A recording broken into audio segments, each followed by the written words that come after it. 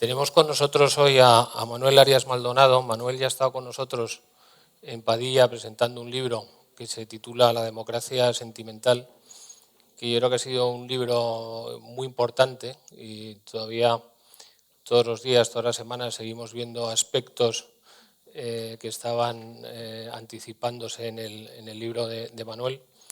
Y él es profesor de ciencia política en la Universidad de Málaga, pero yo creo que sobre todo lo que a mí me parece es que es un gran analista y es una suerte que se fije en un tema, porque una vez que Manuel pasa por un tema, pues deja bastantes claras las cosas, y yo creo que hoy lo que vamos a presentar, donde vamos a profundizar, es en un tema bastante complicado, en general un tema que suele ser bipolar. Las posiciones normalmente son muy radicales y la capacidad de discusión y de conversación sobre el tema es mínima. En general es un tema que sale en muchas cenas, en muchas comidas, en reuniones de amigos, familiares. Si el mundo se va a destruir, si el calentamiento global va a acabar con nosotros, si nos estamos cargando o no el planeta. Y yo creo que hemos tenido la suerte que este tema a Manuel le ha interesado desde siempre. Él lo ha tocado en distintas fases, en distintos idiomas también, porque ha sido uno de sus temas de análisis. Y yo creo que ahora pues, se planteó hacer un libro quizá un poco más divulgativo y que yo creo que merece mucho la pena. Entonces, bueno, pues de lo que vamos a tratar en este rato es yo preguntarle cosas y que él nos vaya contestando y que vayamos pasando por el libro, que en todo caso, quiero recordarlo, aunque ahora lo comentemos, lo mejor del libro es leerlo. Entonces, cuando subamos arriba a la terraza, pues en la terraza va a haber libros que por supuesto se pueden comprar, que seguro que Manuel está encantado de firmar, y yo creo que lo más importante que tenemos que producir hoy es generar las ganas de leerse el libro, que es donde de verdad te enteras bien de todas estas cosas. Y mientras tanto, pues vamos a dar aquí un aperitivo. Yo la primera pregunta que te quería hacer, y muchísimas gracias por estar aquí con nosotros otra vez, tiene que ver con el título y el tema. O sea, ¿cómo llegas tú al antropoceno y qué significa antropoceno? Bueno, pues muchísimas gracias, Santiago, por la invitación y a todos ustedes por hacer un hueco en esta tarde ya primaveral tan agradable para oír hablar de un tema que en principio les parecería o puede parecerles ajeno. Yo voy a tratar de involucrarles en él para que vean que el antropoceno nos concierne a todos. Y bueno, estoy muy contento además de poder conocer la nueva sede de Avante. Tengo que dar la enhorabuena a la dirección porque el lugar es espléndido, sin duda, ¿no? Sí, yo me he dedicado a este tema desde siempre porque la tesis doctoral ya la hice sobre asuntos de teoría política medioambiental. Lo que pasa es que los he abordado tradicionalmente en lengua inglesa, porque el debate académico, incluso en España, sobre este tema ha estado siempre muy marcado por el ecomarxismo y el ecosocialismo.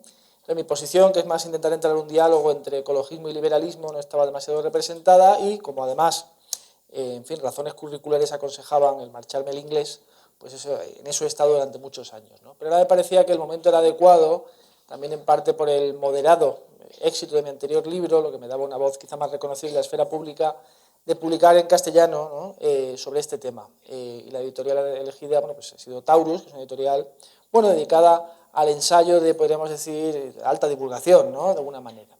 Y bueno, espero no haber fracasado en el intento. Yo es un concepto que me encontré por vez primera estando en Múnich durante una estancia de investigación en el Rachel Carson Center, que es un centro de investigación federal, digamos, de nuevo cuño. El gobierno alemán ha creado 6 o 7, si no recuerdo mal, centros de alto rendimiento orientados a la internacionalización de la ciencia alemana, es decir, contratando y trayendo investigadores extranjeros temáticos, dedicados en distintas ciudades a temas también distintos, ¿no? Entonces el de Múnich está dedicado al medio ambiente, con un énfasis muy fuerte en la historia medioambiental inicialmente, aunque se han ido abriendo otros asuntos, y precisamente fue en la obra de unos historiadores medioambientales cuando me encontré por primera vez con esta noción, ¿no? De antropoceno.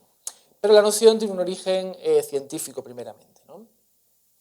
Y ya después hablaremos de cómo una de las dificultades cuando se abordan asuntos ecológicos o socioecológicos es la cuestión científica. Pero, yendo al grano, ¿qué es el antropoceno? El antropoceno es o sería, porque es una hipótesis, una nueva época geológica o alternativamente una nueva época de las relaciones socionaturales marcada por la fuerte penetración o colonización del ser humano, del planeta por el ser humano, que habría producido el acoplamiento de los sistemas naturales y sociales de tal manera que la humanidad sería un agente de cambio medioambiental global. Es decir, que habríamos alterado los sistemas naturales planetarios, a nivel planetario.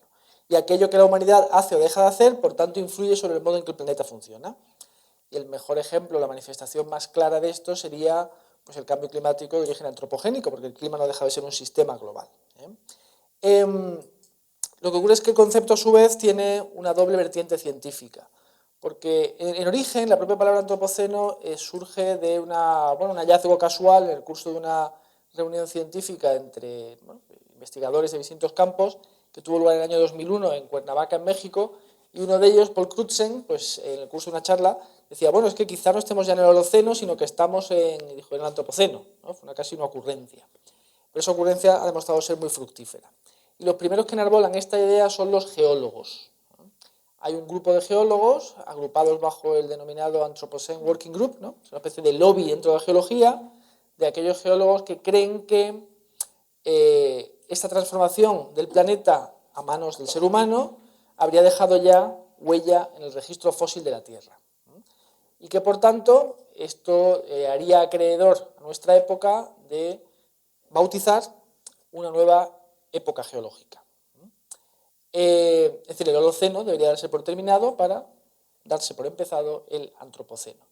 Lo que ocurre es que los geólogos o aquellos geólogos que forman la Comisión Internacional de Estratigrafía, que es el organismo oficial de los geólogos, pues no lo tienen tan claro.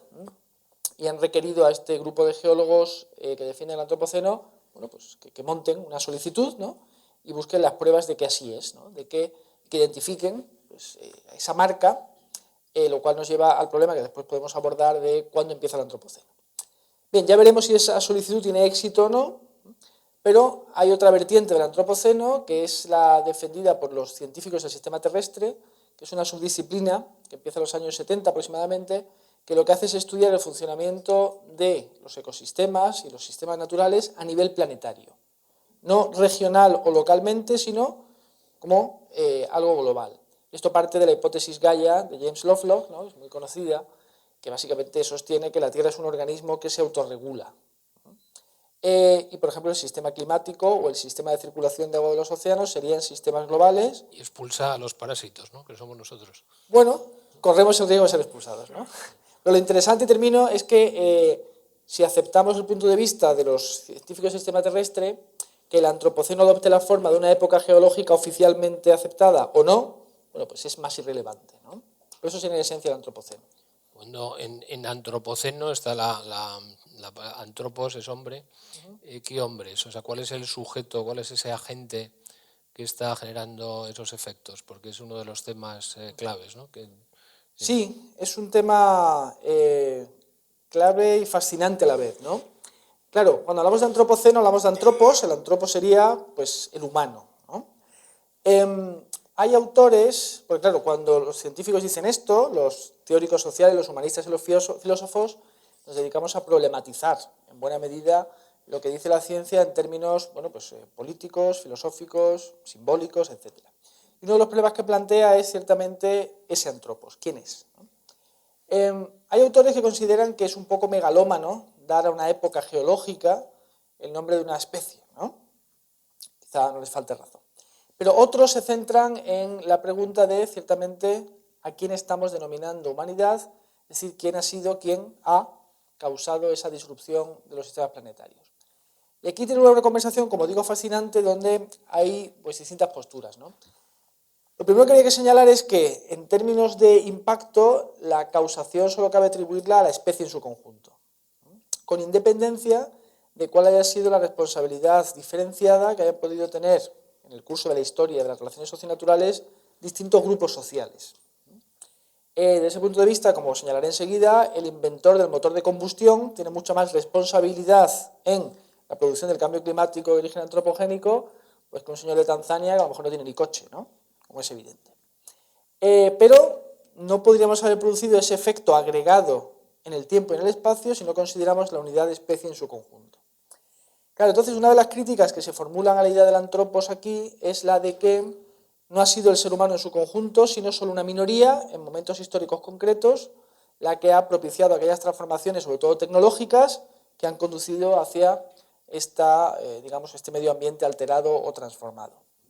Entonces, estos autores, por ejemplo, dicen que quizá deberíamos hablar más bien del oligopoceno, hacen referencia a, digamos, a la oligarquía de aquellos sujetos que han tenido el poder para, por ejemplo, pues, producir la modernidad industrial y la colonización, ¿no?, capitalista, por ejemplo.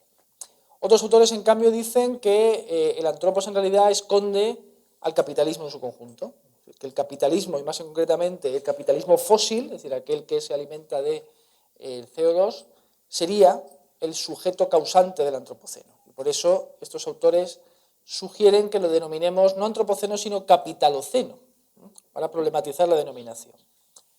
Otros, entre ellos, por ejemplo, Petar Sloterdijk, ¿no?, que tiene mucha relevancia pública, dicen que el acento hay que ponerlo en la tecnología. Y yo en esto estoy de acuerdo con él. Por ejemplo, él dice, ¿por qué no llamarlo tecnoceno? E incluso hay también, digamos que en estos tiempos no podía faltar esta vertiente, una crítica ecofeminista, porque el ecofeminismo es una especie de fusión entre la teoría política feminista y el ecologismo, que dice que el antropos es en realidad pues, un varón. Es decir, que, sí, porque la dominación del planeta sería un valor típicamente masculino. Heteropatriarcado, ¿no? Bueno, de alguna manera, ¿no?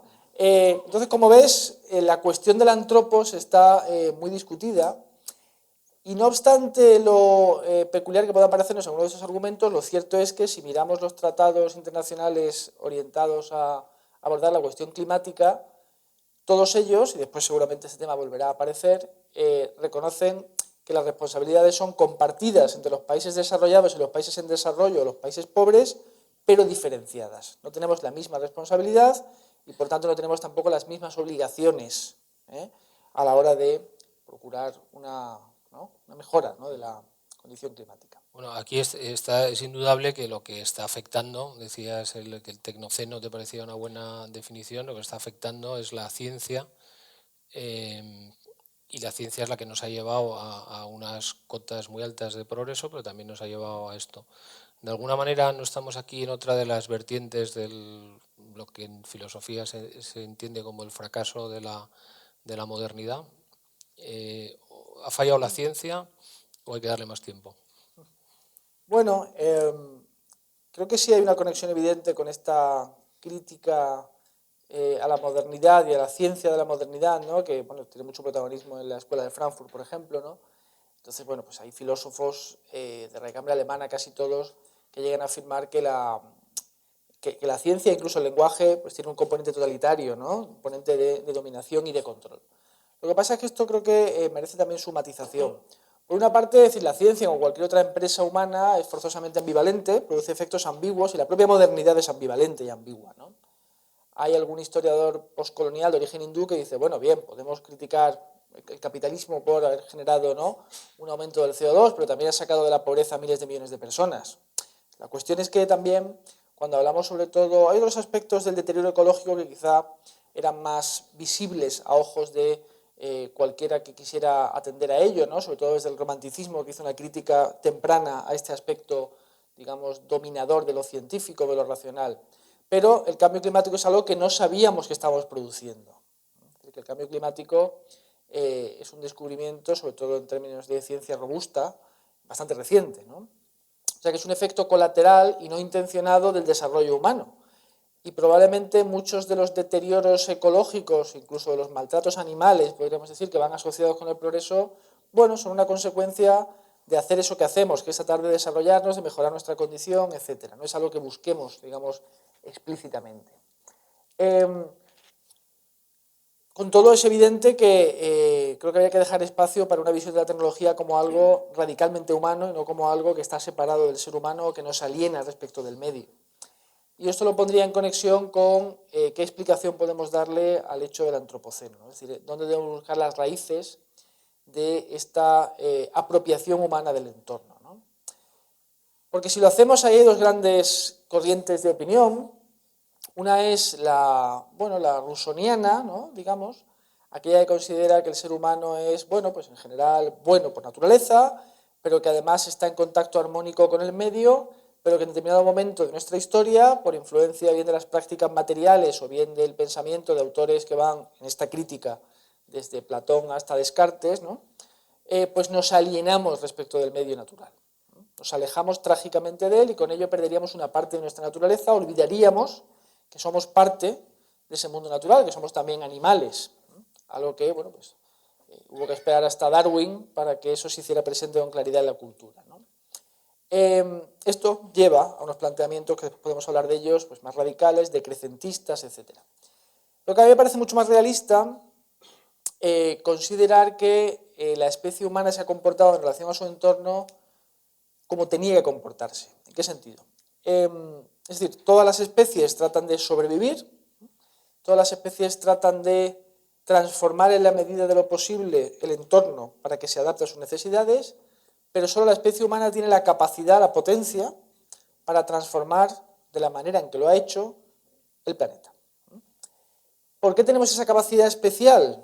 Bueno, pues probablemente porque tenemos lenguaje, la capacidad para transmitir ese lenguaje entre miembros de distintas generaciones y dentro de grupos sociales, porque también transmitimos la tecnología que hemos sido capaces de desarrollar, que no se pierde con cada generación, sino que es heredada, y porque además somos seres ultrasociales, donde las relaciones y los vínculos entre grupos y en el interior de esos grupos es fundamental para entender el decurso de la historia humana, ¿no? Entonces yo creo que el ser humano se caracteriza, es decir, su modo de ser, como decía el propio Karl Marx, es la adaptación agresiva al entorno. Y esa adaptación agresiva, que implica su transformación, esto también estaba presente en el pensamiento de Ortega y Gasset, por ejemplo, produce efectos colaterales indeseados que tienen que ver, por una parte, con la supervivencia de la propia especie humana y, por otra, efectos indeseados en términos de daño a otras especies o al mundo no humano, que son las dos vertientes que yo separaría a la hora de abordar este tema en términos proactivos, ¿no? Y ahí, bueno, estás tocando un tema que te quería preguntar. La condición natural de Rousseau era el buen salvaje. Hemos salido de ahí, pero hay o sea, el lenguaje siempre nos pone trampas, o sea, qué es natural y qué no es natural, o sea, cuando una cosa deja de ser natural. Claro, es una cuestión sobre la que los filósofos llevan siglos discutiendo, ¿no? Porque una forma de ver este asunto es considerar que todo lo que sucede es natural, inevitablemente. Todo lo sería. Otra es distinguir entre aquello que es natural y aquello que es artificial, y eso nos llevaría a un concepto de naturaleza probablemente demasiado aislado respecto de lo que ha sido una interacción, una reciprocidad, un entramado, ¿no?, socionatural, que además estamos averiguando ahora que, pues, por supuesto, se puso en marcha hace cientos de miles de años, ¿no? Las últimas investigaciones, por ejemplo, acreditan que las tribus amazónicas transformaron su entorno desde el principio. Lo que ocurre es que lo hacían, o lo hacen todavía las que puedan sobrevivir, con arreglo a la tecnología que poseen. Claro, cuando los grupos humanos están cada vez más interconectados y menos aislados entre sí, las tecnologías disponibles circulan también con mayor facilidad y, por tanto, viene a, bueno, no imponerse, sino que viene a difundirse un modo concreto de conexión o de relación con el medio, que es el modo, digamos, ilustrado capitalista occidental, ¿no? Entonces, en ese contexto, preguntarse qué es natural y qué no, pues probablemente sea una pregunta inadecuada, o hablar de aquello que la naturaleza tiene que enseñarnos, en realidad, todo aquello que la naturaleza nos puede enseñar, pues es algo que el propio ser humano ha averiguado, ¿no? El ser humano se convierte en ventrílocuo de la naturaleza a la hora de hacerle decir cosas en función de que sean más o menos naturales, ¿no? Y la propia invocación de lo natural como criterio para la acción política, pues en fin, históricamente se ha demostrado muy peligroso, aunque estamos en un momento de indagación en los aspectos neurobiológicos del ser humano que tampoco aconsejan descartar por completo ese debate, ¿no? La cuestión de la dialéctica entre lo biológico y lo cultural, que es protagonista ahora mismo del debate intelectual de nuestro tiempo, ¿no? De alguna manera en el libro hablas, indagas cuál sería el momento cero del antropoceno, porque el hombre influye desde hace mucho tiempo, pero parece que nos importa más un tipo de influencia que puede venir en la revolución industrial, ¿no?, relacionada con el sistema, con el capitalismo. O sea, hay un momento en el que el ser humano en su influencia empieza a ensuciar, y a eso lo llamamos artificial, pero a lo mejor cortar un árbol en el Amazonas por una tribu del Amazonas o comerte un mono, pues no lo consideramos una cosa artificial porque hay un comportamiento animal y se sigue un instinto, ¿no? Pero de alguna manera también en el libro pones en algún sitio que el ser humano empieza a ser humano cuando cuando se separa de la naturaleza. O sea, nosotros nos hacemos humanos cuando reprimimos un instinto y pensamos y hacemos otra cosa probablemente que la que nos obligaría el seguir nuestro diseño natural, por repetir la palabra. En una parte del libro llegas al punto de decretar, lo haces con interrogación, el fin de la naturaleza, ¿no? ¿Cuál sería ese final de la naturaleza? Bueno, el tema del fin de la naturaleza es un asunto que ha estado sobre la mesa en la sociología desde al menos mitad de los años 80 y también en la propia filosofía política medioambiental, aunque muchos de los autores que lo han tratado lo han hecho, bueno, pues de manera elegíaca, ¿no? Lamentando, ¿no?, la pérdida de esa naturaleza, digamos, salvaje, natural, prístina, que el ser humano habría ciertamente ensuciado, ¿no?, con sus zarpas, podemos decir incluso, ¿no? Por cierto que buena parte de esa teoría política medioambiental que se expresa en esos términos es norteamericana o incluso oceánica.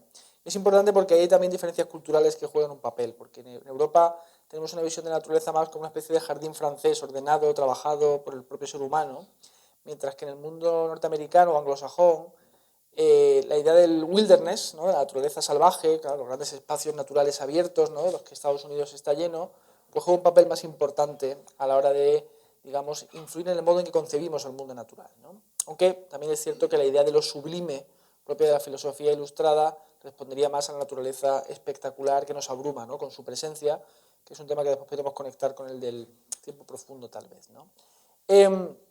Claro, la expresión fin de la naturaleza ya no existe, es una expresión pues, profundamente paradójica y que en principio suena bastante inverosímil, ¿no? Porque, en fin, basta con que llueva un rato para que comprobemos, ¿no?, que nos duela un hígado, para que comprobemos que la naturaleza sigue ejerciendo su función.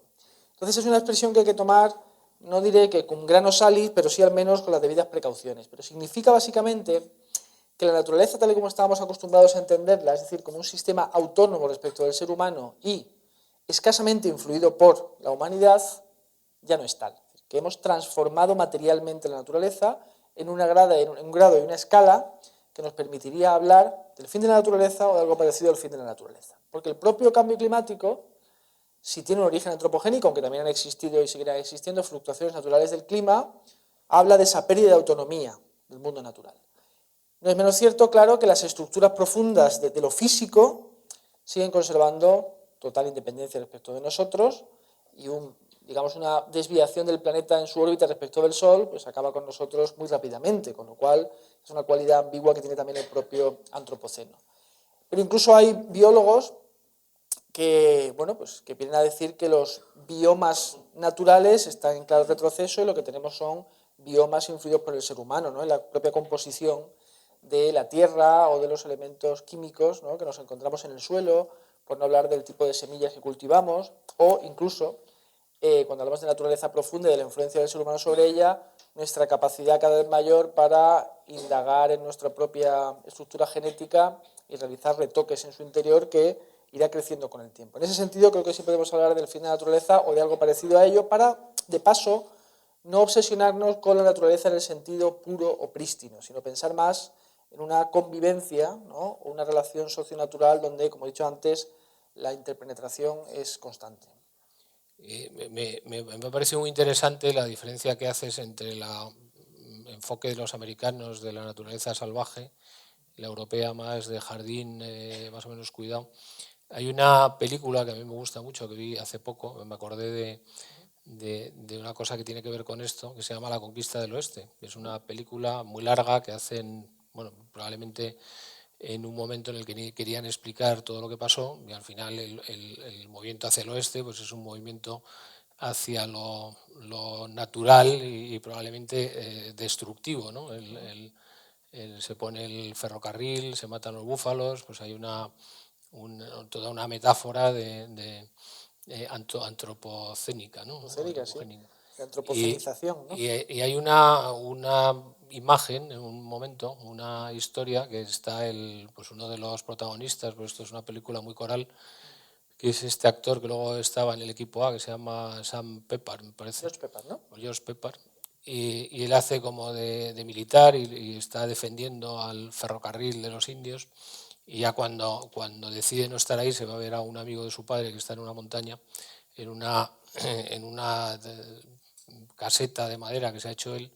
Y entonces están hablando de los viejos tiempos. Y entonces decía el mayor que ya en cada momento, que antes en cada momento que pasabas una colina te encontrabas un sitio totalmente salvaje, en ese concepto de salvaje de los americanos, y el otro joven todavía con menos baqueteado por la vida dice: lo que pasa es que todavía no hemos subido colinas suficientemente altas, ¿no? Si subes una colina suficientemente alta encontrarás algo, algo natural de verdad. Y ahí estaba un poco la génesis de tu libro hace ya Sí, sin duda. muchos años. La pregunta, un poco para acabar esta parte del libro que te quería hacer, que tú te haces en el libro, es puestos a defender parte de esa naturaleza, sea más el concepto americano, no tocada por el ser humano, parte más europea, más ajardinada. Tú la pregunta que haces es cuánta naturaleza hay que defender, porque claro, de defender un poco a defender mucho, pues afectas a las políticas, pero también afectarías al posible potencial de progreso, ¿no?, que quedaría, ¿no? Sí, es que creo que hay dos preguntas que hacerse, ¿no? La primera sería, ¿cuánto mundo natural tenemos que conservar para poder sobrevivir? Y la segunda es, con independencia de cómo respondamos a esa primera pregunta, ¿cuánto mundo natural deseamos conservar para nuestra recreación, legarlo a las generaciones futuras, por amor al propio mundo natural, etcétera, ¿no? Son preguntas distintas que pueden separarse, ¿no? Es decir, si quisiéramos... Si pudiéramos sobrevivir construyendo una especie de Manhattan gigantesco que ocupara la superficie terrestre, querríamos eso, preferiríamos sobrevivir de otra manera, ¿no? Y lo cierto es que, bueno, pues si se pregunta a la ciudadanía, nadie está a favor de acabar con el mundo natural. Por lo general, todos vemos preferible que el mundo natural subsista en la mayor medida posible. La cuestión es, bueno, que en ocasiones hay trade-offs, ¿no?, o conflictos entre nuestros bienes y los bienes que hemos de proteger en el mundo natural. Entonces, hay una ventaja del progreso, que es el hecho de que cada vez es mayor la proporción de seres humanos que viven en ciudades, ¿no? Estamos ya en el 50 y el 52% y vamos hacia el 70% a final de siglo. Algo que además está acompañándose ya e irá acompañado en mayor medida en el futuro de una disminución de la población mundial, ¿no? Es decir, que cada vez, con la excepción de un cierto número de países africanos, en general la tendencia es decreciente. Con lo cual, no creo que vaya a haber demasiadas dificultades para dejar espacio libre al mundo natural. También hay, que lo comentábamos antes, ¿no?, una mayor superficie forestal en Europa, ha aumentado en los últimos años porque también el sistema agrícola es más eficaz y ocupa menos superficie. La cuestión es que eso hay que hacerlo de manera eficaz, ¿no?, de manera también benevolente o cooperativa con el mundo natural. Entonces, por ejemplo, ahí está la idea de crear corredores que permitan a las especies desplazarse con libertad a través de toda Europa. Y no se encuentre, por ejemplo, una autovía que no pueden atravesar, ¿no? Que exista, por ejemplo, un paso elevado que permita, pues, a animales de todo tipo acceder al otro lado, ¿no?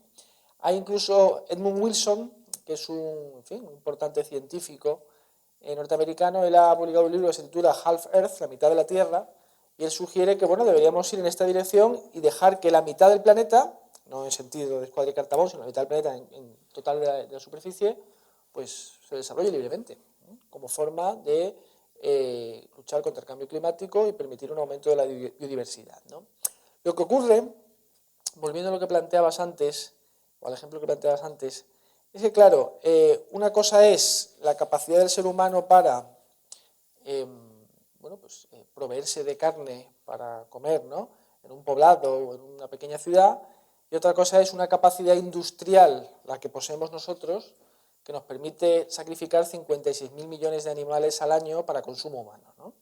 O que convierte la amenaza que en el pasado podía tener carácter épico de una ballena, como en pasado en Moby Dick, en rutina, ¿no? Matar una ballena, pues los japoneses lo hacen de manera rutinaria, ¿no? Es decir, ahí sí que hay algo de abuso de poder, lo queramos o no, que da un aspecto un poco triste, ¿no?, a esa tarea perfectamente legítima que es la de alimentarnos, ¿no? Entonces creo que cuando nos planteamos la pregunta de cuánta naturaleza debemos conservar, no nos estamos refiriendo solamente a hábitats o ecosistemas, sino también a cómo queramos que vivan aquellos animales de los que nos alimentamos o que, bueno, sería bueno tal vez, en términos incluso científicos, preservar, ¿no? Es una pregunta que la sociedad tiene que hacerse y responderla, no es fácil de... Bueno, quería pasar a otra parte de tu libro que me parece muy interesante. Ahora es cuando nos va a dar a todos un poco de vértigo, porque te voy a preguntar por el tiempo profundo. Estamos aquí que nos creemos muy importantes, hablando del futuro de la humanidad y del presente, y yo creo que perdemos un poco la perspectiva de que somos, no sé si alguien dijo, unos pequeños animalillos en el musgo de un pequeño planeta, ¿no? Y además en un instante prácticamente mínimo de la historia del universo. Entonces, me gustaría preguntarte por la idea del tiempo profundo que desarrollas, pero en sentido amplio, o sea, que nos hables de los 5.000 años, de las extinciones que ha habido. Sí, bueno, no voy a poder hacerlo con mucha precisión porque las cifras son tan vertiginosas que no me las sé, igual de bien que un geólogo. Pero el antropoceno es igual de ambiguo que la modernidad, como decíamos antes, y claro, por una parte nos convierte en protagonistas, como he señalado, ¿no?, de una colonización o transformación del planeta que tiene consecuencias, para empezar, para nosotros mismos, y que también, bueno, pues nos habla de una especie exitosa en términos de puramente ecológicos, es decir, del aumento de la población humana, de la mayor longevidad humana y de la mejora de las condiciones materiales progresiva, pero cierta, que vivimos los seres humanos. En ese sentido, digamos, la historia humana es un éxito. Por supuesto, si las condiciones de habitabilidad del planeta se deterioran tanto que acaba expulsándonos, el éxito tornará en fracaso de manera abrupta, ¿no? Pero por otra parte, el antropoceno no solo centra al ser humano y lo convierte en protagonista, sino que por otro lado lo descentra o nos descentra. ¿Por qué? Porque, y aquí tiene mucho que ver, o todo que ver, la perspectiva geológica a la que me he referido antes, ¿no? Pero el propio cambio climático ya exige una mirada hacia atrás, ¿no?, muy profunda, que es lo que hacen los paleoclimatólogos, ¿no?, para certificar que, bueno, pues la temperatura hace millones de años era tal, eso se correspondía con tal o cual factor, lo cual nos permite concluir que... Entonces, ¿por qué nos descentra? Porque al poner el foco sobre el planeta y al poner el foco sobre los periodos de vida del planeta, nos recuerda ciertamente que somos una anécdota en esa historia. Es decir, que el eón, dentro del cual la última época sería el Holoceno, dura 547 millones de años. Y el planeta es muchísimo más viejo que eso. En el antropoceno, como ha dicho alguien, convergen la historia de la vida humana, la historia de la vida en general, la historia del planeta y la revolución industrial, que son apenas 2 siglos de actividad.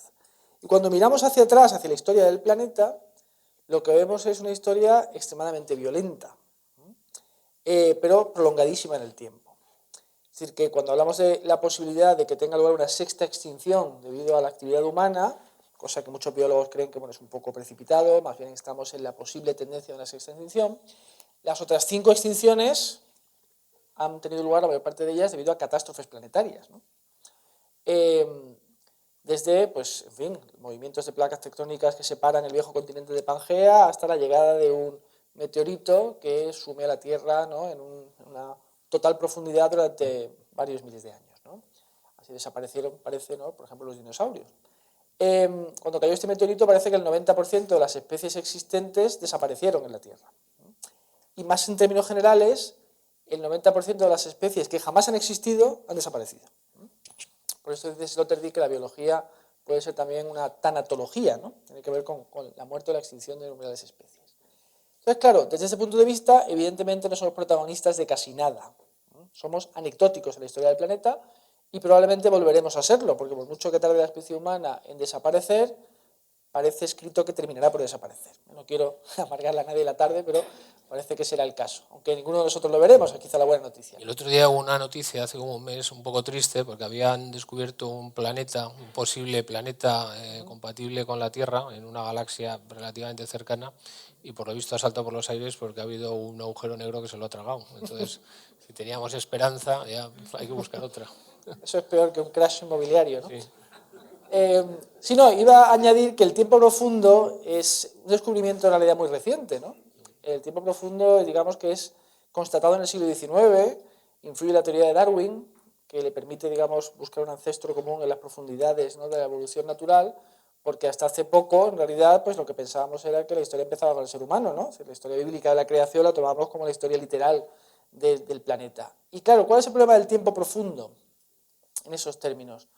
Pues que es muy difícil que nosotros, a nuestra escala, con nuestras preocupaciones, tomemos conciencia de él, ¿no? Podría ser potencialmente un instrumento que nos permitiría tomar conciencia planetaria, que son los aspectos que trato en la última parte del libro, pero es demasiado abstracto para que podamos hacer algo de ello en nuestra vida ordinaria, y probablemente sea algo parecido a lo que pasa con la muerte, ¿no? Es decir, que bueno, si vivimos pendientes de eso, no vivimos, ¿no? Y por tanto, y simultáneamente plantear un programa político de mejoramiento, refinamiento de las relaciones socionaturales para los próximos 5.000 años es absurdo, ¿no?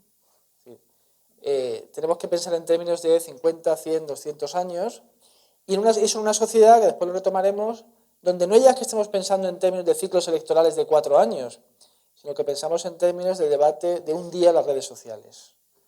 Pues claro, si ponemos la unidad de tiempo de la red social al lado del tiempo profundo, pues claro, es fácil desanimarse respecto de las posibilidades de acción, ¿no?, de cambio social.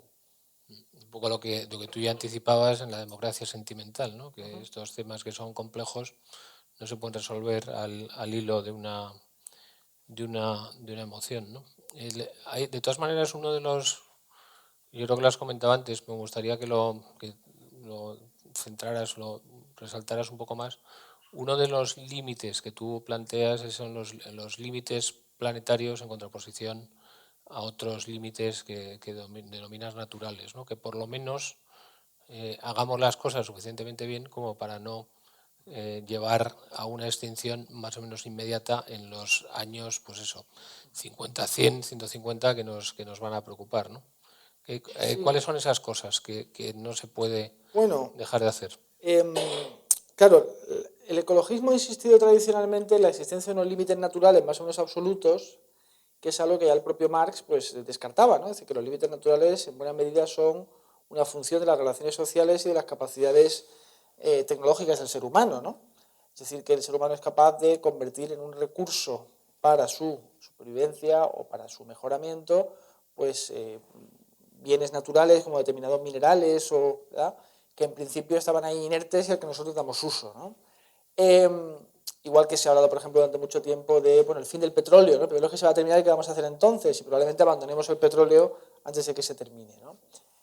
O sea que hablar de límites sociales absolutos, aunque algunos de ellos, por supuesto, existen, no es el mejor camino para entender cómo funcionan las relaciones socionaturales y la capacidad de adaptación que es nuestra y de los ecosistemas, porque también el mundo natural es adaptativo al propio ser humano, no infinitamente en ninguna de las dos direcciones, pero hay un alto grado de flexibilidad y los ecosistemas son más resistentes de lo que también parece. Entonces, cuando hablamos de límites planetarios, y esto es una noción que han planteado algunos científicos, se trata sobre todo de fijarse en una serie de valores que no deben traspasar determinado nivel, ¿no? Que es una fijación que, por otra parte, tampoco es infalible. Es decir, decimos, bueno, no debemos pasar de más de 2 grados de temperatura media del planeta al aumento respecto a nuestros valores actuales. Bueno, pues igual pasamos a 3 y nos adaptamos. Es decir, que no es impensable que eso suceda, pero nos parece aconsejable mantenernos en esos niveles, ¿no? Y ellos hablan básicamente de la temperatura media del planeta, hablan por supuesto de la capa de ozono, hablan de mantener un cierto grado de biodiversidad, aunque fíjense que si la temperatura aumentase considerablemente, la biodiversidad probablemente aumentaría también, al menos en las partes más cálidas del planeta, o más tropicales si quieren, o por supuesto en las desérticas. Hablamos también de la acidificación del océano y de mantener también los niveles de polución ambiental en las ciudades en límites llevaderos. Entonces, lo que yo planteo en el libro es que hay determinados valores que no pueden superarse, es decir, determinadas políticas que hay que desarrollar en cualquier caso, mientras conseguimos o no que la conversación pública acerca de el tipo de sociedad que queremos crear y qué relación queremos que tenga con el medio ambiente tiene lugar o no. No podemos esperar a que ese debate público tenga lugar para tomar esas otras medidas que son, digamos, las que aseguran un espacio seguro para que la humanidad pueda transitar durante los próximos, pues eso, 200, 300, 400 años, ¿no? Cuando hablamos de tomar medidas, y aquí ya entramos en una en un ámbito, diría, más tuyo, ¿no? Lo que te lleva a ti a todas estas cosas, que es el ámbito político y el ámbito moral. Cuando decimos tomar medidas, ¿quién tiene que tomar medidas? O sea, ¿quién es ese sujeto responsable? Bueno, me ha parecido muy interesante que citas al tío de Spiderman. No sé si lo has hecho conscientemente. No me acuerdo cuándo. Spiderman tiene un tío que se llama Sí, Ben, ven, claro, sí, sí. que dice en un momento dado que un gran poder conlleva una gran Es responsabilidad. verdad, sí, es cierto, es cierto. Eh, El tío Ben. Sí, sí. Pues sí, Entonces, claro. ¿quién es ese que tiene ese gran poder? Bueno, los historiadores medioambientales, cuando hablan, por ejemplo, de las distintas fases del Antropoceno, y hablan de que su comienzo estaría con la Revolución Industrial y que después se experimenta una gran aceleración en la Segunda Posguerra Mundial hasta ahora, ellos ponen su esperanza en que la tercera fase se esté abriendo en la actualidad y que implique una fase de mayor reflexividad humana, es decir, una toma de conciencia que nos convierta en administradores del sistema terrestre. Siendo esta noción, la de la administración del planeta, una noción, en el fondo, muy vieja, culturalmente muy vieja ya, que podemos encontrar incluso en el cristianismo, ¿no? La idea de que bueno, pues es un jardín que tenemos que cuidar, ¿no? Ya entendamos que nos lo ha dado la divinidad o que nosotros estamos al cargo de él por otras razones. Entonces, ¿quién tiene que actuar? Esta pregunta tiene muchos ángulos, ¿no? Porque por una parte es la pregunta sobre el cambio social, y en la pregunta sobre el cambio social hay que introducir la contraposición entre la capacidad individual para procurar esos cambios y la necesidad de que sean las estructuras las que se modifiquen para que esos cambios sean posibles. Y esto lo puedo explicar con un ejemplo, ¿no? La economía fósil está condenada, es obvio, ¿no? Es decir, tenemos que dejar de alimentarnos con energías fósiles porque son las que liberar el CO2 a la atmósfera es lo que con casi total probabilidad ha producido el cambio climático antropogénico. Entonces, ¿cómo hacemos esto? Bueno, primero hay que convencer a la opinión pública de que esto es razonable. En segundo lugar, hay que enviar una señal de mercado a las empresas que utilizan energía para que comprendan que tienen que dejar atrás el CO2 y buscar formas alternativas de conseguir esa energía. Los poderes públicos tienen que ayudar mediante la legislación, por ejemplo, creando una tasa al carbón o simplemente, digamos, financiando la investigación básica en este terreno o facilitando mediante, bueno, la subvención a determinados sectores que esa transición pueda tener lugar. Por ejemplo, el coche eléctrico, ¿no? Pues necesita unas economías de escala a las que todavía no hemos llegado, necesita un proceso industrial, ¿no? Para que pueda hacerse más barato y más eficaz. Eso requiere, por ejemplo, de que los millonarios se compren el coche eléctrico, ¿no? Porque son los early adopters que empiezan a probarlo porque pueden permitírselo y después esto va generando un conocimiento que sirve a la industria para... Después hace falta que haya una infraestructura que permita que el usuario ordinario pueda recargar su coche eléctrico y después... Y por eso me refería a la cuestión del individuo. ¿El individuo qué puede hacer? El individuo puede resistirse a ese cambio o abrazarlo. Y ahí hay una cuestión más o menos misteriosa, que es el cambio de valores, que puede incidir favorablemente en procesos que, como estamos viendo, implican al sector público y al privado, es decir, al Estado y al mercado. Y es, por ejemplo, la idea de que el coche eléctrico sea visto por los más jóvenes y crecientemente por el resto como algo más atractivo, más adecuado a nuestra forma de vida, o más cool, por decirlo en términos puramente, ¿no?, juveniles, que el viejo coche de diésel o de gasolina, que además puede que empiece a ser prohibido en algunas ciudades en el acceso al centro, con lo cual se va creando, ¿verdad?, una suerte de confluencia de factores que son tanto políticos como culturales como económicos que permiten que ese cambio social tenga lugar. Ahora bien, si hablamos en términos más amplios, lo ideal sería que hubiera un sujeto colectivo, que es la humanidad, que decida de consumo que es necesario desarrollar políticas climáticas o antropocénicas eficaces, ¿no? Y ese sujeto no existe. No obstante, si existiera, seguiríamos discrepando entre nosotros acerca de cuáles son los medios que tenemos que utilizar para llegar a qué fines exactamente. Bueno, de alguna manera, tú lo que dices en el libro también es que es casi mejor que no exista ese sujeto colectivo que nos lleve a un nuevo gran relato, ¿no?, que hemos sabido en el siglo pasado cómo han acabado muchos de esos grandes relatos, ¿no? Es el riesgo del gran relato, claro. Lo que pasa es que es una cuestión de nuevo muy ambigua, porque claro, una vez que hemos problematizado filosóficamente el gran relato del progreso, o hemos desnudado, ¿no?, al sujeto occidental para revelar lo que hay debajo de él, o habido de colonial, patriarcal, etcétera, corremos el riesgo de quedarnos sin suelo, ¿no?, de no tener nada sobre lo que apoyar una sociedad democrática, razonablemente próspera, igualitaria, etcétera. ¿Por qué? No creemos ya en nada, ¿no? Entonces, lo que esta crisis está revelando también, me parece, es que necesitamos el ideal del progreso. Es decir, que no podemos ofrecer a los electorados del mundo entero, vamos, eso no lo hace ni Putin, ¿no?, que amaña las elecciones, pero hoy ha dicho que su preocupación es la calidad de vida de los rusos, ¿no?, en su inauguración presidencial. Es decir, a la gente hay que ofrecerles un futuro mejor.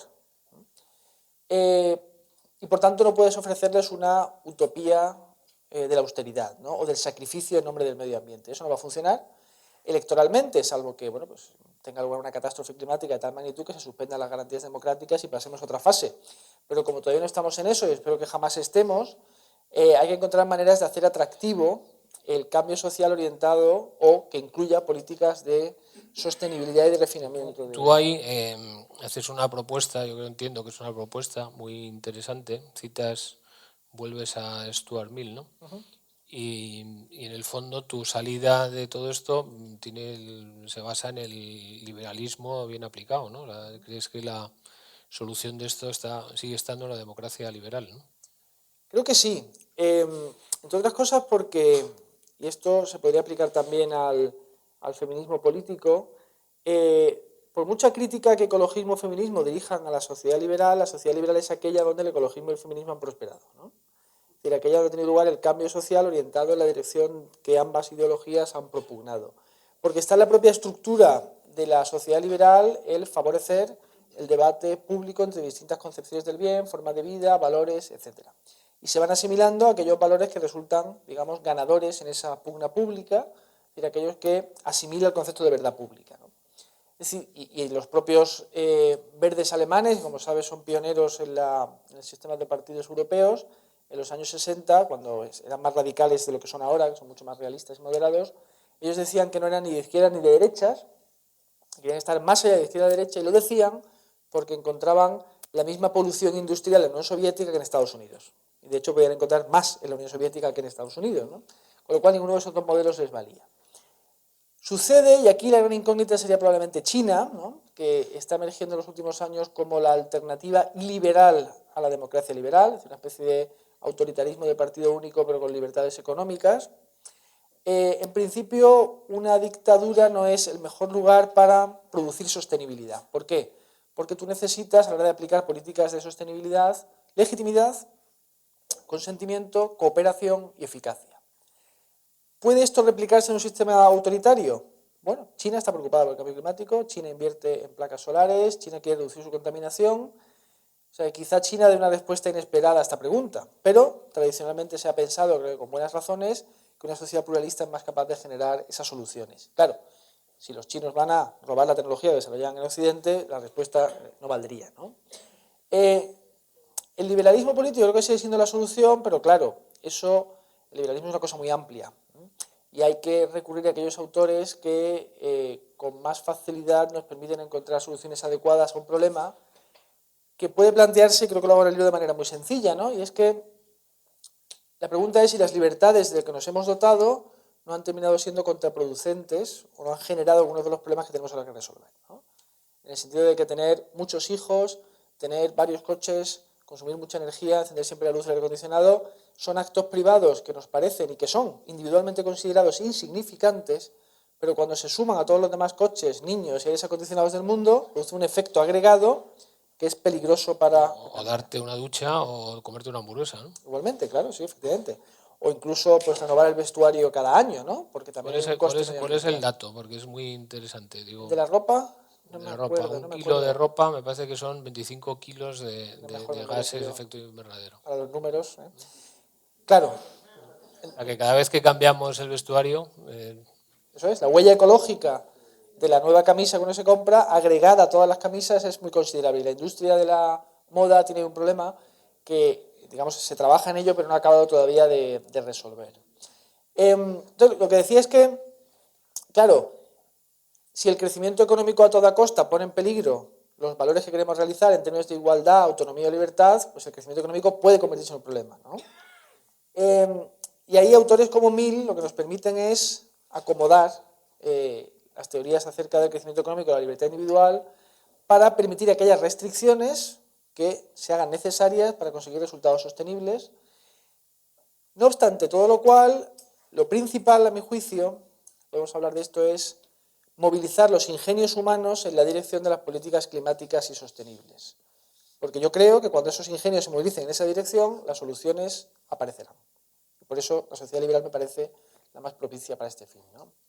Sí, yo creo que planteas pues en esa línea planteas dos soluciones o dos caminos de solución. Uno en la gobernanza mundial, ¿no? donde me parece que hablas de una democracia de decisión, y otro que probablemente tiene que ver más con lo que estamos haciendo aquí hoy y tu libro, que es empezar una conversación que no se ha tenido, que se tiene muy poco por algunas razones extrañas, ¿no? Me gustaría que explicaras un poco esto. Sí, esta es la solución que yo doy al problema que se plantea cuando nos hacemos la pregunta: ¿podemos resolver el problema climático o podemos gobernar el antropoceno democráticamente? Es decir, hace un momento nos preguntábamos si, cuando hablamos de democracia liberal, ¿qué hacemos con el liberalismo para tratar el antropoceno? La pregunta sería: ¿qué hacemos con el aspecto democrático de la democracia liberal? Y aquí a mí lo que siempre me ha llamado la atención es que hay un contraste, una especie de incongruencia entre bueno, pues las magnitudes que manejamos cuando hablamos del antropoceno, cuando hablamos del planeta, cuando hablamos del cambio climático, de eso que algún filósofo ha llamado hiperobjetos, ¿no? Y la idea de un parlamento que vota una tarde una ley sobre algo, ¿no? Es decir, que parecería que habría una impotencia democrática a la hora de tratar con asuntos tan complejos como estos. Y claro, lo que me parece es que la idea ciertamente de una asamblea deliberante a pequeña escala que habla sobre esto y decide algo no es un camino adecuado, entre otras cosas porque las sociedades nacionales no están hablando de esto. Y porque hablamos poco de esto, y porque la propia crisis financiera y económica, el regreso del populismo, el regreso del nacionalismo, nos demuestra que podemos olvidarnos fácilmente de esto cuando tenemos problemas de otra naturaleza, problemas más clásicos, materialistas o de identidad sobre la mesa. Entonces, como esto no puede ser desatendido, como hay que hacer algo al respecto sin que sepamos exactamente lo que hay que hacer y habiendo de ponernos de acuerdo acerca de qué es lo que hay que hacer, lo que planteo es una distinción entre la democracia como decisión y la democracia como conversación, ¿no? La democracia como decisión, en este caso, haría referencia a la gobernanza global, al sistema de gobierno planetario que tiene lugar o que se desarrolla a través de agencias internacionales con la colaboración de gobiernos, expertos, científicos, etc. Pensemos en el panel intergubernamental para el cambio climático, por ejemplo, que tiene una legitimidad democrática de segundo orden, porque nosotros como electorado no hemos votado el Acuerdo de París, pero nuestro gobierno pues, lo ha votado y nuestros expertos han participado en el proceso de toma de decisiones que ha llevado al mismo, ¿no? O sea que no puede decirse que por más ribetes tecnocráticos que pueda tener esa política, no sea democrática.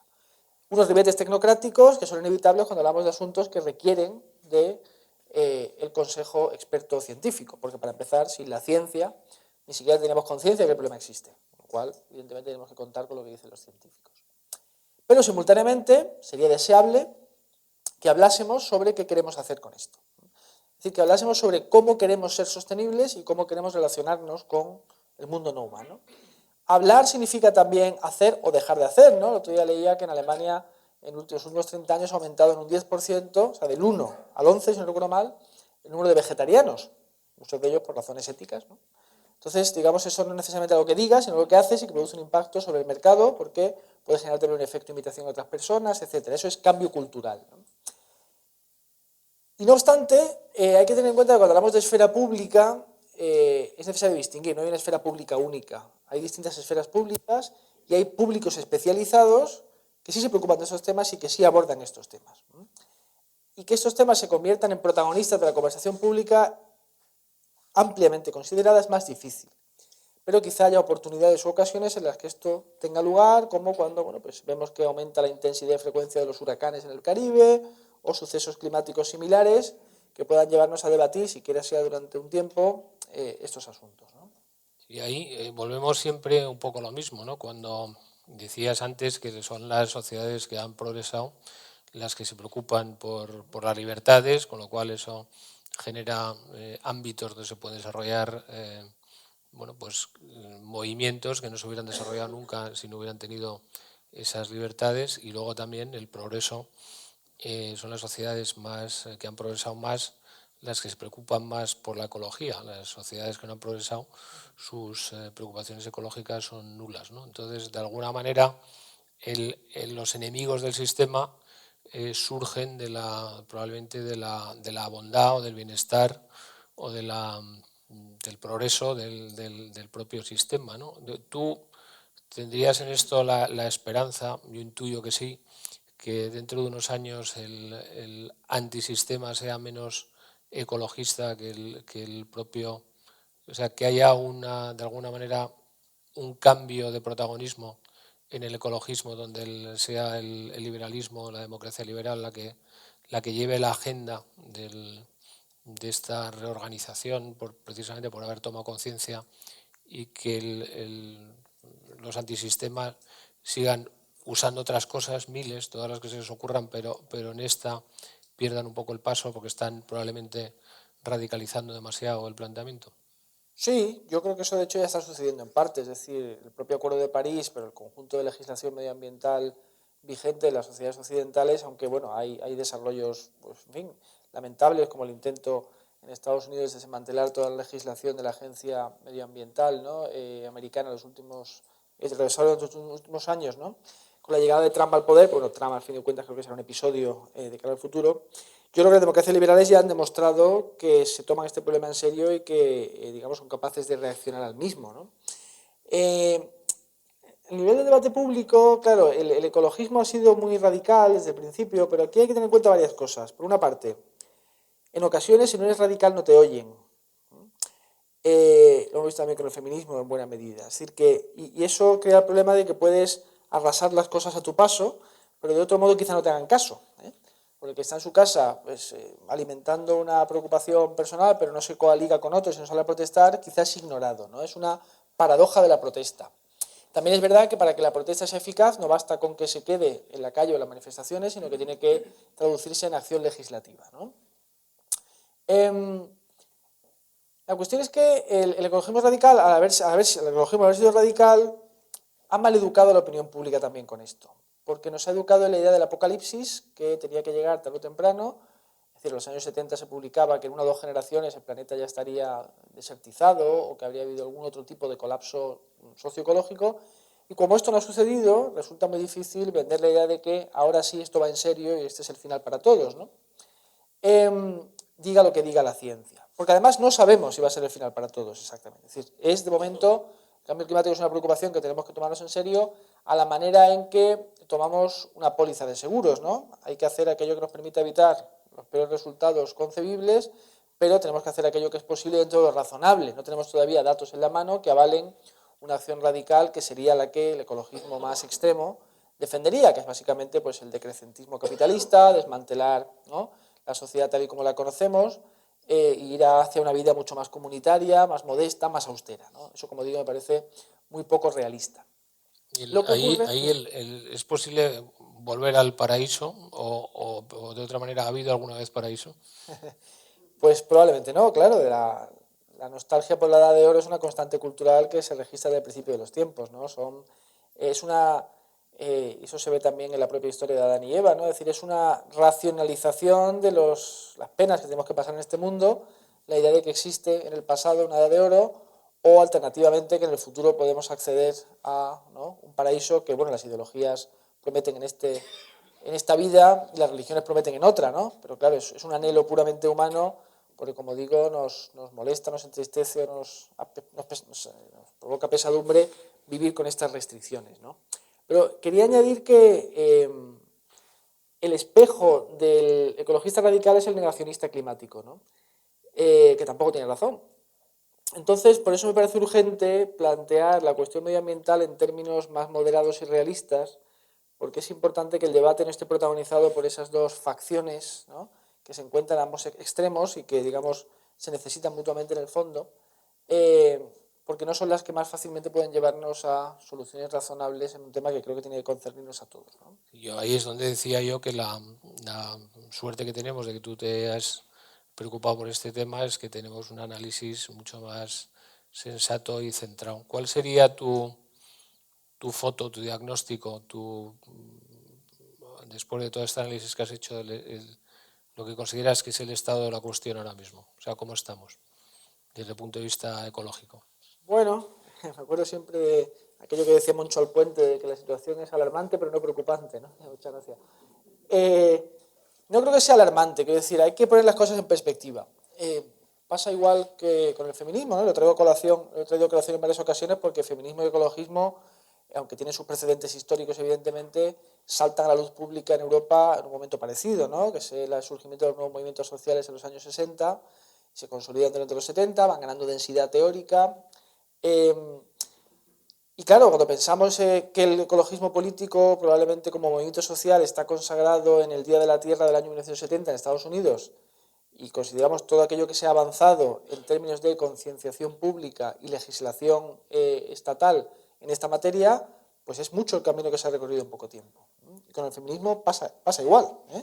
Se ha recorrido mucho camino en poco tiempo en relación con el tiempo en el que anteriormente este tema no había estado sobre la mesa, no estaba en la agenda pública, ¿no? Bueno, Manuel es un genio del marketing también, porque él sabe que dentro de muy poco va a haber un libro muy importante sobre feminismo, que lo está escribiendo él. Entonces, yo ya le he pedido que por favor venga aquí a compartirlo con todos nosotros. Entonces, Más que sobre feminismo, sobre el movimiento Me Too y las relaciones hombre-mujer, ¿no? En ese contexto, claro, eso, en fin, a ver qué tal me va. bueno, hay en todo esto que estamos hablando ahora mismo, en el fondo la receta es no menos progreso, sino probablemente más y mejor progreso. Tú al final, de alguna manera, redondeando el círculo de donde vienes, de que el ecologismo pues, es uno de los aspectos de un problema mayor de político-moral o de situación de los tiempos que vivimos, donde hemos perdido referencias, vuelves al principal problema que tú planteas o el principal camino o tu principal recomendación, que es tratemos de construir una buena sociedad, ¿no?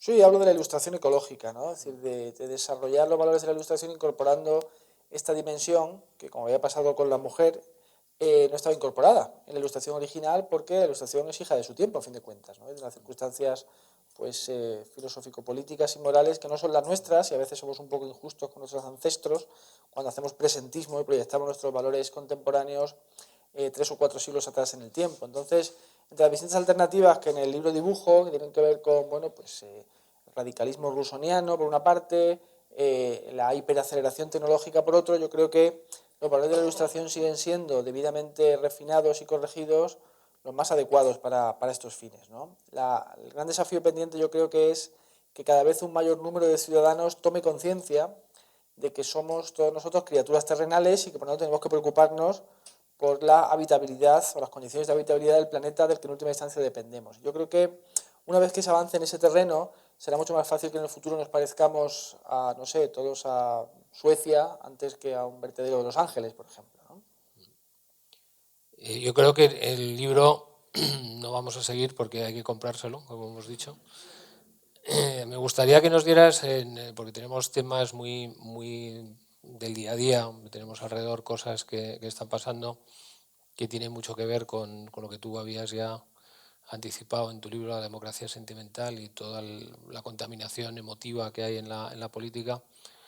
Yo creo que hay dos cosas, bueno, una más cronificada, que es todo el tema que tenemos en Cataluña, que tú ya lo anticipabas cuando estuvimos juntos. Me gustaría que nos dijeras algo, más que nada, porque es algo que evoluciona y que seguro que sigues con muchísimo interés. Y luego te pregunto la otra. Muy bien. Cataluña es un tema al que cualquier observador de la realidad tiene que prestar atención y como bien señalas, pues es un tema mutante, ¿no? Que va cambiando de manera constante, aunque quizá los últimos 2 o 3 meses hayan sido más de aparente movimiento que de movimiento real, ¿no? Esa es la impresión al menos que da. Luego, ciertamente me interesa mucho y de hecho voy a codirigir este año un curso de la Menéndez Pelayo sobre el tema, ¿no? Sobre el proceso con Joaquín Coll y con Ignacio Molina, que va a durar 4 días y que va a animar sin duda el debate sobre la materia, ¿no? Cataluña, creo que la ofensiva secesionista catalana creo que es un ejemplo de, bueno, pues de cómo las circunstancias políticas de los últimos años han cambiado radicalmente con la crisis económica, que ha sido, bueno, pues que ha provocado todo tipo de turbulencias políticas a lo largo de Occidente y que en este caso ha provocado la confluencia de nacionalismo y populismo que debido a la conducta, bueno, hay una serie de factores ahí que son claves, ¿no? Porque tiene que ver con la conducta de las élites nacionalistas, nos han llevado hasta una situación problemática. Ahora bien, lo que menos claro veo ahora mismo es la existencia de una posible solución al mismo por ninguna de las vías. Es decir, no me parece que pueda hacerse jamás un referéndum de autodeterminación en Cataluña, es algo que el Estado no va a aceptar y con razón.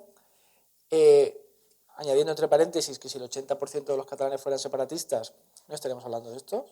Cataluña se habría separado ya de España porque es una cuestión puramente fáctica en este caso, pero como eso no sucede ni va a suceder probablemente, pues la cuestión se plantea en otros términos, ¿no?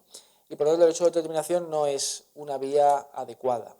Entonces, hemos visto que, por supuesto, después de algo como lo que hemos vivido, que es un golpe de Estado, aunque sea posmoderno, ¿no? Como dice mi amigo Daniel Gascón, lo que rinde electoralmente en España ahora no es precisamente el proponer concesiones al nacionalismo, al independentismo, sino que lo que vende electoralmente con razón es, bueno, pues tener cuidado con el nacionalismo, en todo caso quitar algunos poderes o competencias, es lógico, ¿no?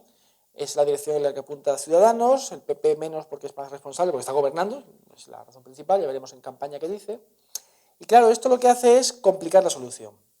Porque en el fondo lo que sucede en Cataluña es que el catalanismo, que es el otro nombre del nacionalismo, ha roto un pacto que le convenía. Y el catalanismo solo puede vivir peor a partir de ahora, porque de ninguna de las maneras va a aceptar ahora mismo la opinión pública española una reforma confederalizante o federalizante que proporcione aún más competencias o poderes a unas regiones que ya tienen una enorme autonomía. Es decir, que la tragedia ahora mismo es que la solución al problema catalán se hizo en el 78.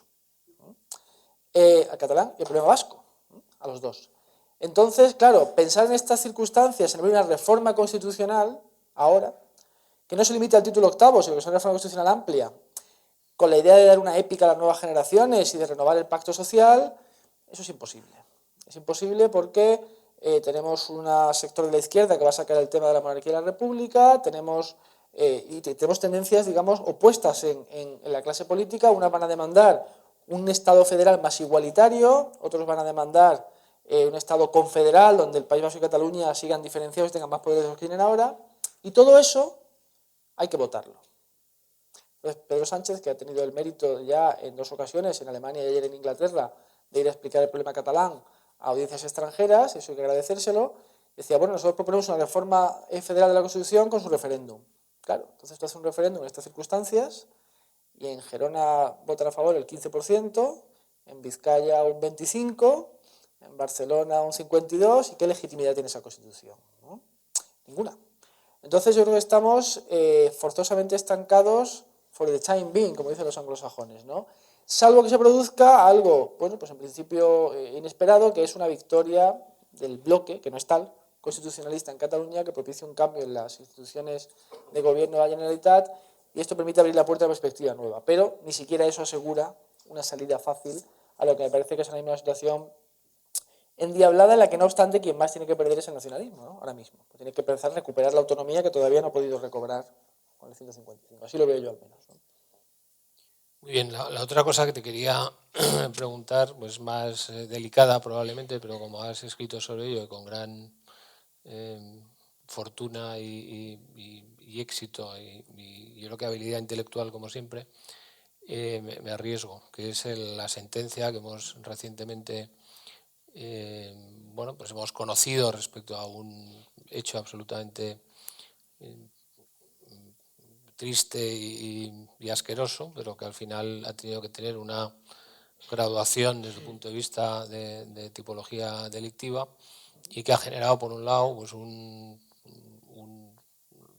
rechazo social que ha hecho que incluso pues, el propio gobierno y el ministro de Justicia pues haya dicho que un juez pues no lo ha hecho bien, ¿no? Eso pues venimos del feminismo y de bueno pues de una percepción de las cosas y hemos acabado en cargarnos la división de poderes, ¿no?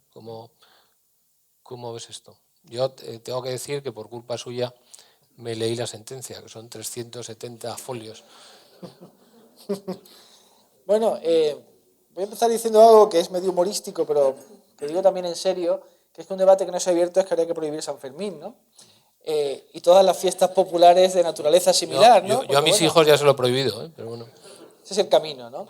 Yo todos los meses de agosto me voy en el centro de Málaga, durante los 10 días que dura la feria local, pues tengo que irme al extranjero, ¿no? O a donde pueda, sin que el ayuntamiento me subvencione esos viajes, ¿no? Porque, en fin, en última instancia es responsable de que yo no pueda dormir ni salir a la calle durante esos días, ¿no? En todo caso, que es una broma, pero en parte hace referencia a determinados contextos en los que por desgracia suceden cosas, ¿no? Lo que no podemos es abrazar la idea medieval del carnaval como espacio donde se suspenden las normas y luego horrorizarnos porque las normas no se cumplen, ¿no? Normas morales en este caso me estoy refiriendo. Hombre, hay una contradicción ahí, ¿no? Lo queremos todo, queremos la total libertad y que no pase nada, es imposible, diferenciando claramente los planos explicativo y justificativo, es decir, que pasen las cosas y podamos explicarlas no significa que las estemos justificando, ¿no? A mí me ha parecido un fenómeno, pues, en fin, fascinante, pero también preocupante. Por una parte, por este aspecto que señalas, que, bueno, pues, en fin, la separación de poderes ha quedado en entredicho, y que, de nuevo, que podamos explicarnos el fenómeno significa que tengamos que aplaudirlo. ¿A qué me refiero? O sea, me parece que la sociedad española ha vivido un momento populista. He tenido alguna discusión con alguna colega que hace teoría política feminista en estos términos, que yo creo que la protesta ha sido una protesta surgida en buena medida de un malentendido alimentada por múltiples tergiversaciones. Es decir, la sentencia es eminentemente correcta, en términos jurídico-técnicos, y la legislación también lo es. La legislación que del año 95 viene a refinar y racionalizar la legislación preexistente, que hablaba de violación en un sentido más amplio, lo que hace es establecer penas diferenciadas en función de conductas también diferenciadas, y lo que no vamos a eliminar con ninguna reforma es el juicio sobre los casos difíciles como este, en los cuales no tenemos prueba clara de que haya habido ni consentimiento ni lo contrario. Y los jueces tienen que manejarse con el relato de los hechos que hacen las partes, con los indicios, con los informes periciales, y no es fácil. Es decir, ninguna reforma legislativa va a liberarnos de la dificultad de juzgar.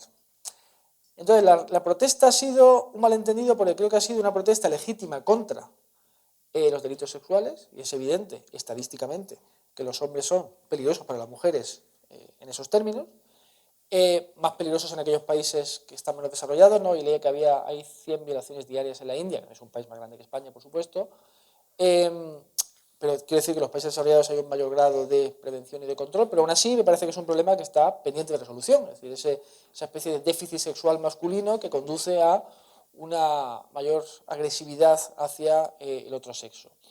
Pero la solución a eso dudo que esté en un código penal más severo, ni tampoco en introducir criterios de interpretación para los jueces que invierta la carga de la prueba. No me parece que ese sea el camino. Entonces, a mi juicio, la sociedad española, que vive un momento después del 8M, ¿no? Y en los últimos años, donde el feminismo pues, tiene un gran crédito social, trascendiendo, digamos, los espacios en los que habitualmente había tenido éxito, ha protestado moralmente contra un objeto inadecuado, que es una sentencia jurídico-penal, como digo, esencialmente correcta. Se ha equivocado de objeto. Claro, mis amigas teórico-políticas feministas dicen, bueno, es que eso no hay que interpretarlo así, hay que interpretarlo como una dialéctica entre feminismo y el liberalismo, etc. Bien, pero el caso es que se ha producido un deterioro de la separación de poderes, porque lo que se ha dicho es que la sentencia tiene que concordar con la voluntad o veredicto social. Y eso es un rasgo populista, por mucho que el feminismo no sea exactamente un populismo, mucho menos. Y claro, que el gobierno se haya sumado a eso, y el propio Partido de Ciudadanos también lo ha hecho, ¿no? Lo que nos indica es que, claro, había miedo a perder cientos de miles de votos, ¿no? Y nadie ha tenido el valor de decir, estos señores han hecho su trabajo, lo han hecho razonablemente bien, hay un sistema de recursos en un sistema garantista, que, bueno, probablemente el Tribunal Supremo terminará diciendo si la sentencia es acertada o no. Y termino. Lo que hemos visto con esto también, por tanto, es la capacidad de las redes sociales para generar estas tormentas de opinión, digamos, que tienen carácter irresistible. Es decir, ningún político ha sido capaz de plantarse delante de ese enjambre extraordinario y decir, no tienen ustedes razón, el delito de violación no existe en el Código Penal, la sentencia es perfectamente razonable. Aunque pueda ser discutible en términos jurídicos, aunque, por cierto, pocos penalistas han salido a decir que la sentencia está mal. muy pocos penalistas. Y eso también debería decirnos algo acerca de la calidad o la razonabilidad de las mismas, ¿no? Entonces, a mí me ha inquietado ver de qué manera puede en un momento dado la opinión pública arremeter contra un objeto equivocado, que en este caso han sido los jueces, ¿no? Y ya por terminar, quería hacer una última pregunta, cerrando todo esto, y más respecto a tu libro anterior de la democracia sentimental. Ha pasado un tiempo, ¿qué escribirías ahora adicional o que has descubierto que no pusiste en el libro? Adenda. Pues mira, como el libro tenía 500 páginas y tenía 20 capítulos, añadiría poco. En todo caso, profundizaría en algunos de los temas que allí traté, ¿no? Sobre todo el tema de las redes, que ya estaba allí abordado, creo que merecería algunas adiciones. En su momento dije, aunque eso es más marginal, quizá tenía que haberme implicado más con la teoría política feminista, que es importante a la hora de poner las emociones sobre la mesa en el terreno de la filosofía política. Pero poco más, poco más. Quizá, fíjate, el libro no excluiría un abordaje de los aspectos emocionales de la cuestión medioambiental, ¿no? Pero creo que más bien retocaría algunos capítulos antes que añadir nuevos, porque ya hice el libro con una fuerte vocación exhaustiva. Pero en fin, si se te ocurre a ti algo, en la próxima edición... No, quiere decir que lo que está pasando está perfectamente explicado en el libro. O sea, está Bueno, cumpliendo. intenté hacerlo y creo que tuve ciertas dotes proféticas. ¿Sí? Todavía la realidad no ha desmentido la teoría. De momento no. Muy bien. Pues yo quería, primero de todo, pediros un aplauso fortísimo para Manuel. Gracias.